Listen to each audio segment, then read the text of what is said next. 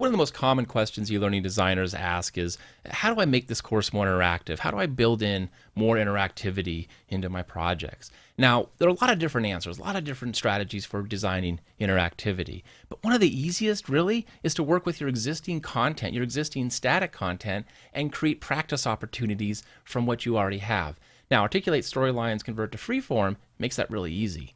Here's what we have. We have a course on grammar, punctuation. So what, a lot of text, right? The whole course is pretty much text. Well, I want to create a couple informal knowledge checks for my learner based on what I've already told them. So if we're working with a serial comma, here's a good practice opportunity. First thing I want to do is actually duplicate a content slide that I have. I want to work with what I've already created and laid out. Here we go. Here's the duplicate. So from here, we want to come up to Insert, Convert to Freeform. So if I want to let the learner practice adding commas and recognizing commas, a text entry is really a great idea right here, right? Let them type it out, let them add the proper punctuation. So click OK. Now what's going to ask me for is the correct sentence typed out with the correct punctuation. So there it is. We just used that in the previous slide, just pasted it in here as an acceptable answer. Save and close. So here's my text field. Actually need to just delete all this stuff from the slide right now.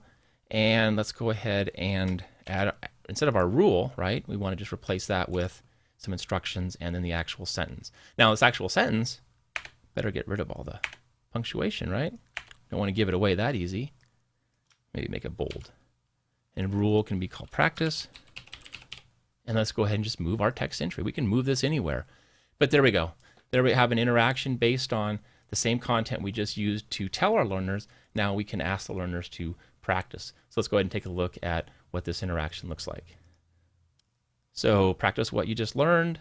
I'll just paste it in. There we go. Click submit. And hey, I got it correct.